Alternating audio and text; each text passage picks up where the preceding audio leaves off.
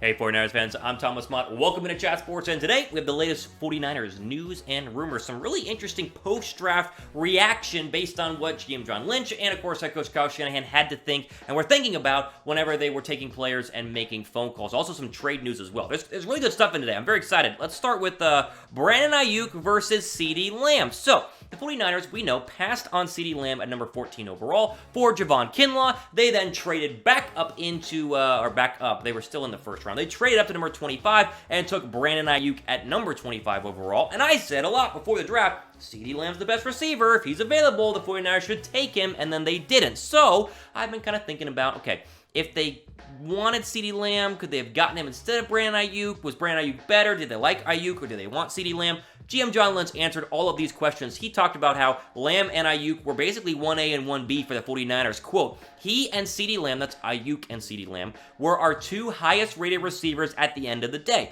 and we had them almost dead even. And with Brandon, the one thing we thought you had a guy who could separate in routes. He had that quickness, that ability to get away from corners. Now, this was also talked about in the same exact press conference, that they watched a lot about N'Keal Harry, who was Brandon Aiyuk's teammate in college. N'Keal Harry was taken by the Patriots last season, and of course, apparently the Niners wanted to get him in the draft. So they kept watching N'Keal Harry highlights, and Aiyuk kept popping up. So their love for Aiyuk has been going on for over a year. He said that they were almost dead even here. I think that CeeDee Lamb was probably a little bit higher on their spot, and if Lamb was there at 25, which is impossible, but if he would have been, they would have taken Lamb over Brandon Aiyuk. But still, you look at their 2019s, I mean, it's pretty darn even. A couple more catches for Aiyuk, a couple more yards for Lamb, and a couple more touchdowns for Lamb. I think overall, 1A, 1B, doesn't matter. The Niners got a guy that they were very much in love with. They've been in love with Aiyuk for a year, and for all the Niner fans who still don't like Kinlaw there versus wanting Aiyuk, I think it makes sense that they went Kinlaw and then Brandon Aiyuk overall. And let me just say this. Niner wide receiver depth chart's pretty good, and they have a head coach named Kyle Shanahan. You might have heard of him. He's really good. He could scheme me open there as a wide receiver. If I was a receiver for the 49ers, I bet you Kyle Shanahan could get me open, and we catch a couple touchdowns together. I'm just saying. I mean, he's just that good overall. Okay, question here. Pin comment. Answer it down below. Did the 49ers make the right choice passing on Lamb? And that, of course, is talking about Javon Kinlaw instead of CeeDee Lamb, not Lamb versus Aiyuk. But you guys are smart. You get the picture here. Y down below for yes, N down below for no. Let me know in the comment section right now. All right, moving on. How about some Trent Taylor news? We mentioned wide receivers, and Trent Taylor gets glossed over a little bit because, of course, he was injured in all of 2019. Broke his foot, apparently had 5 surgeries on that foot after breaking it, and now rejoins the 49er wide receiver group that is one of the youngest in the National Football League, if not the youngest in the entire NFL. This young wide receiver group, I think, is going to get it together, and apparently, a lot of people think that Trent Taylor is going to be at the head of that wide receiver group. I'll explain that here in a second. Before we keep going, though, subscribe to the 49ers Report because we're still growing, right? 21,000 of you guys have subbed, and yet we keep going up. So if you're new, if you're on the edge about subscribing, let me just encourage you, go ahead, click the red subscribe button. You won't regret it. 21,000 of you guys have not regretted it yet, so take their testimony. Read the comments. They like this channel, and I like it too. Hopefully you'll go ahead and click the red subscribe button down below to help us out. So, NBC's Matt Mayoko, who of course is one of the lead team reporters for the 49ers based out of San Francisco, had this to say about the young receiver corps, saying, quote, Samuel and Bourne are the only returners who played any kind of role on offense for the team last season,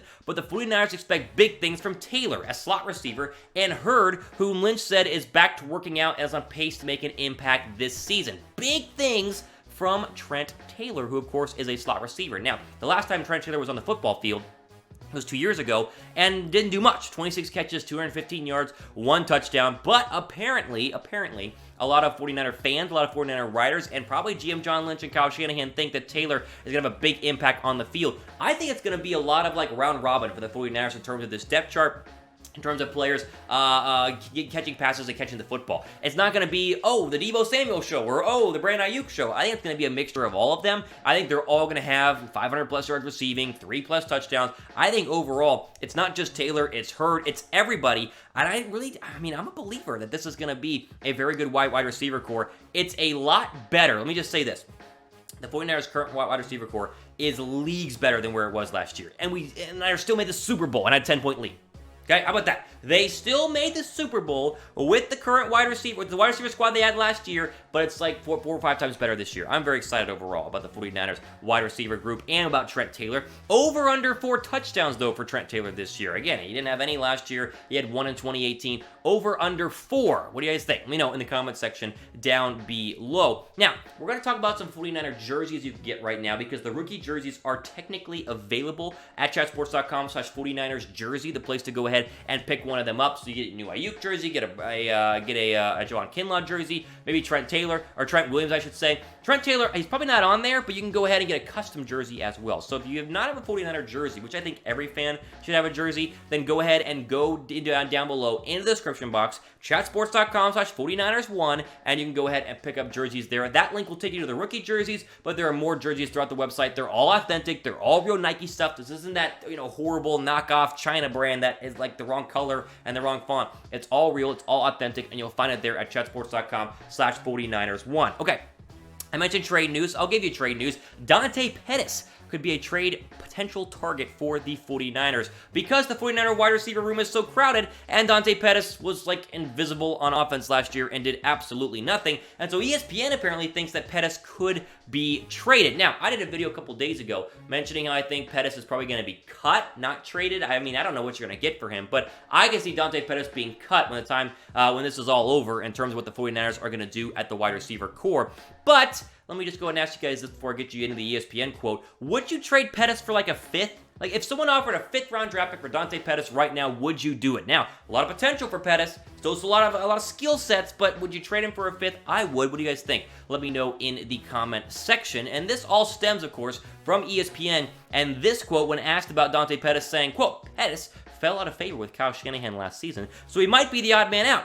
Even if he's the most talented wideout of that bunch, he also is the most likely to return a mid-round pick via trade. Mid-round pick's a little high. You're not getting a 2nd or 3rd round draft pick for Dante Pettis. I would argue you're not going to get a 4th round draft pick for Dante Pettis, but he did say the most talented wide receiver of that bunch. I mean, listen, there's a reason the 49ers got Dante Pettis in the first place, and the reason why I think Kyle Shanahan was so frustrated with him last season, because Shanahan knows he would have been a very valuable part of the 49er wide receiver core, but never panned out, and a lot of that was mental. I remember talking about this last season, saying Dante Pettis mentally is struggling in this training camp, and sure enough, he never saw the football field, and the problem is now, the 49ers have Deebo Samuel, and Brandon Aiyuk, and Kendrick Bourne, and Jalen Hurd, and Trent Taylor. Those are all receivers that I think are going to be better 49ers than Dante Pettis, and so if you're talking about trading him and you could get a 5th, I would do it, but with that being said, I think he's just going to be cut, right? A lot of players are going to be cut. We know that that's going to be a real possibility. If Pettis makes the squad, he's going to have to absolutely ball out in training camp. And so with that being said, I really do think it's going to be a cut instead of a trade. But as you guys are probably typing in the comment section down below right now, I'd take a 5th round draft pick. I think it'd be more like a 6th or a 7th. You saw what the Marquise Goodwin trade was to Philadelphia. Had to give them a 6th, get back a 6th, and then we're able to get rid of Marquise Goodwin. So a 5th, a 6th, a 7th, I don't know. We'll see what happens with Dante Pettis going forward. But again, let me know what you guys think if you would trade Dante Pettis for a 5th in the comment section down below. All the time we have for today. I think it's fascinating stuff and fascinating time to be a 49ers fan. A lot of you guys out there, I would say, are lucky because the Niners are very, very good. And I like the whole conversation about Brandon Aiyuk versus CeeDee Lamb and the idea that they had Aiyuk and Lamb basically 1A, 1B. I think that made a lot of sense. I like hearing that Trent Taylor is going to be a big part of the 2020 season. The foot, 5 surgeries. Hopefully, he is able to go ahead and be fully recovered from that. They say he's going to be. Also, Jalen Hurd has been, good to go. So Hurd's going to be out there as well. And finally, of course, talking about the idea of trading Dante Pettis. Will it actually happen? Will it not? I think they're going to see what happens in training camp. If he's terrible, though, cut him. I think that's going to be the overall case there for a guy like Dante Pettis. There you go. All the time we have for today here on the 49ers Report. I appreciate each and every one of you. Again, probably stuck inside. You're probably bored a little bit. That's why we're producing as many videos as we can for your viewing pleasure. And hopefully these are keeping you guys sane through the times we've been stuck at home, bored out of our minds. So I appreciate each and every one of you guys here, as I try and always say on the 49ers Report. All the time we have for today for Chat Sports, for the 49ers Report. I am Thomas Mott as we go ahead and sign off. Hope you guys enjoy the rest of your day.